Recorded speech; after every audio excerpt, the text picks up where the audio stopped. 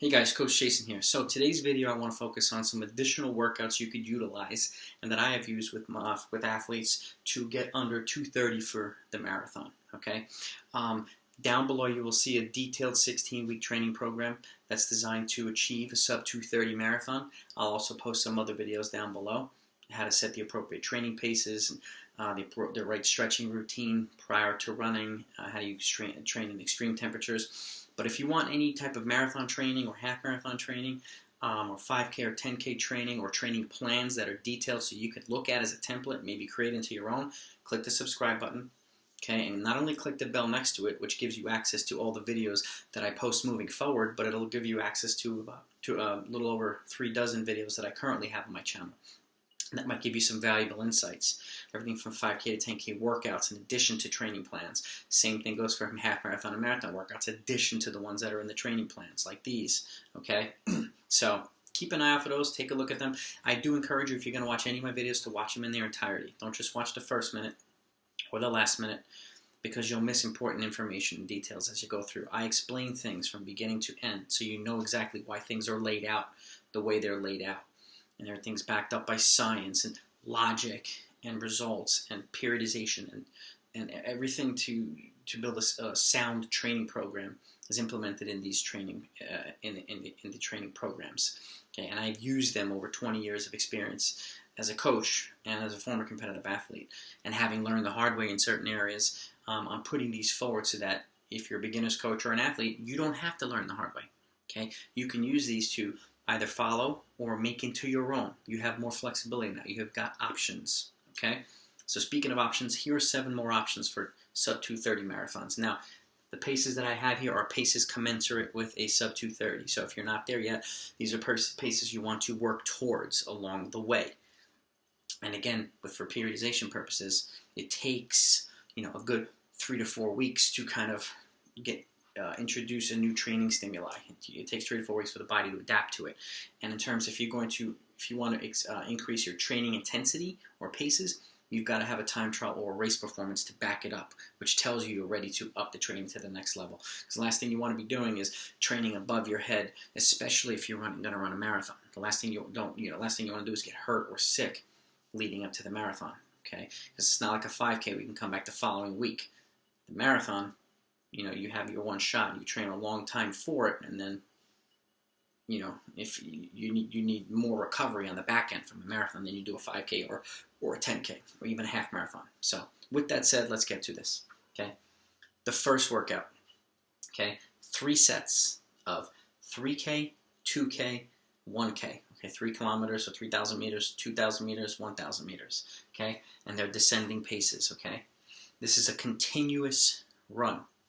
All right, so you have a 3-kilometer effort at marathon pace, which in this case it's 3K is going to be 10:38, between 10:38 and 10:34 per rep.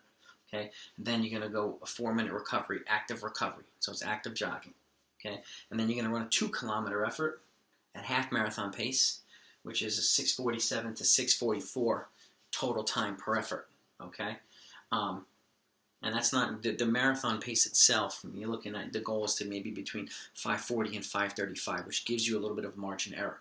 I train my people to run 2:25 or 2:26, which gives you a margin of error for the inevitable deceleration that happens. Okay, so you want to be prepared, and I'd rather you be over-prepared than under-prepared. But again, depending on the training that you're doing or the volume that you believe in your training environment and your age and lifestyle and so on, it's important for you to kind of do what you feel is most appropriate. But these workouts have been utilized. Okay, so back to it.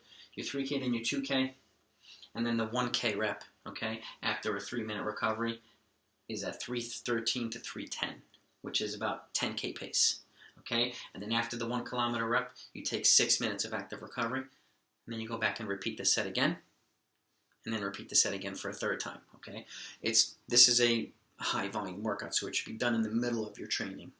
Okay, not the beginning of your training. Okay, so you're talking 6 kilometers times 3. That's 18 kilometers of hard running.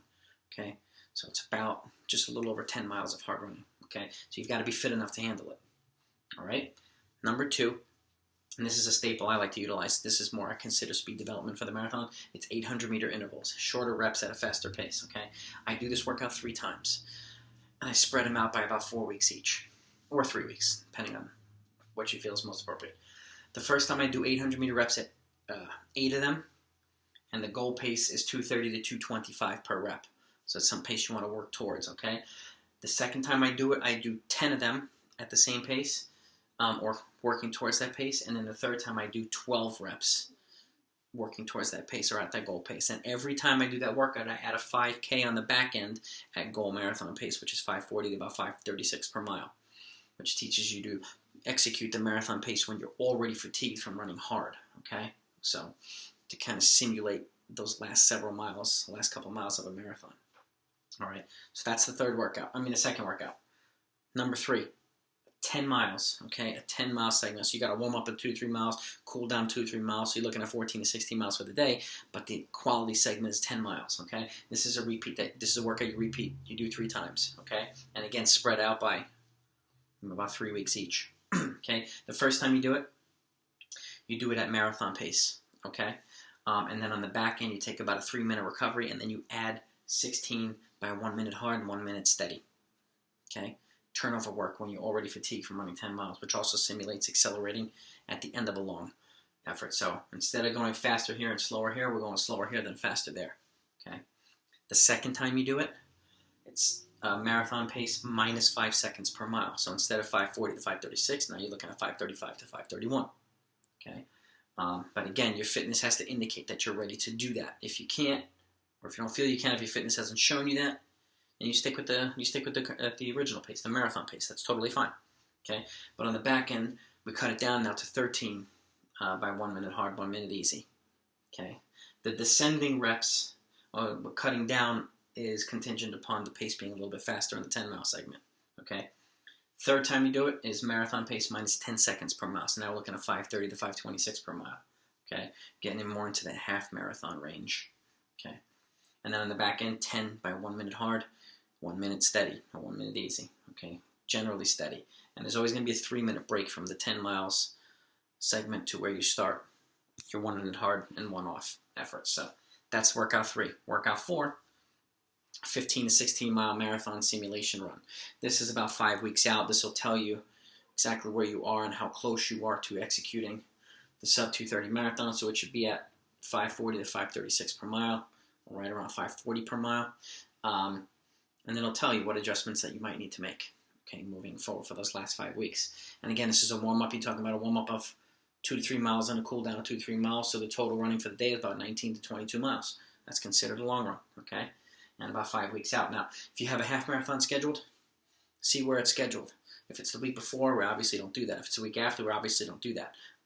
Depending on when your half marathon is, I would encourage you to do the half marathon and this if you can fit it in. But if you can't, you can't, okay?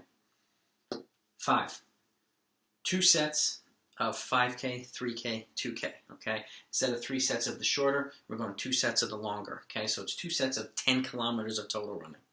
So the 5K is at marathon pace, okay, with a 4-minute recovery. So in this case, it's going to be 17:45 to 17:40 for the 5K. Then you take the 4-minute recovery, then we go 3K at half marathon pace with a 3-minute recovery, which in this case it's 10:12 to 10:08 for the 3K.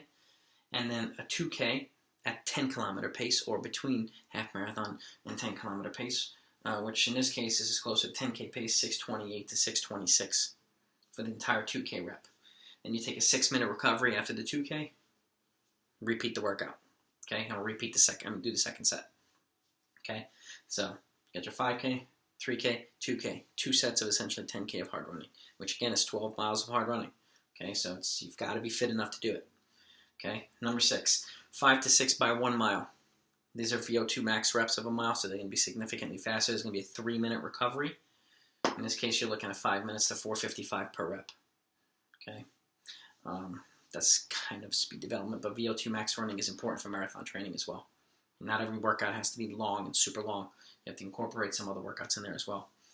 And number 7, to bookend the mile repeats, this is 8 to 10 by threshold mile, or 7, 8, whichever you, again, it depends on your fitness and the fitness of your athletes, but let's just say 7 to 10 by threshold miles.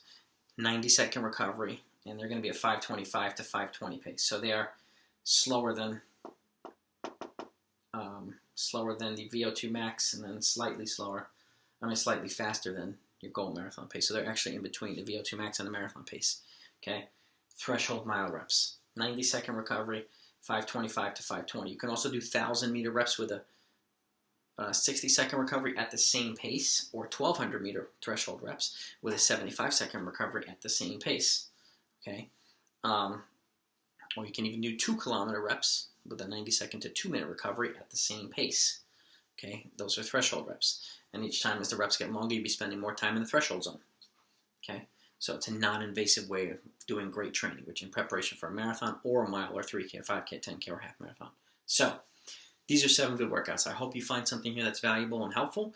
If you do, please click the like button. If you're either a coach or an athlete, or interested in learning more about training for all the different events, please click that subscribe button, and please click the bell next to it so that you not only have access to my current videos, but when the future ones come out as well. So, hope you find this helpful. And as an FYI, I am a USATF certified track and field coach, and I am also a Wharton certified musculoskeletal flexibility therapist, and which is one reason I put out a running specific stretching video out there, because it is my wheelhouse. I wanted to combine kind of the injury prevention component with the coaching component, because the idea is for you to be able to train harder and harder as you get fitter and fitter, but at the same time remain healthy. So, hope you find these things helpful. Have a great season. Train well. Talk to you next time.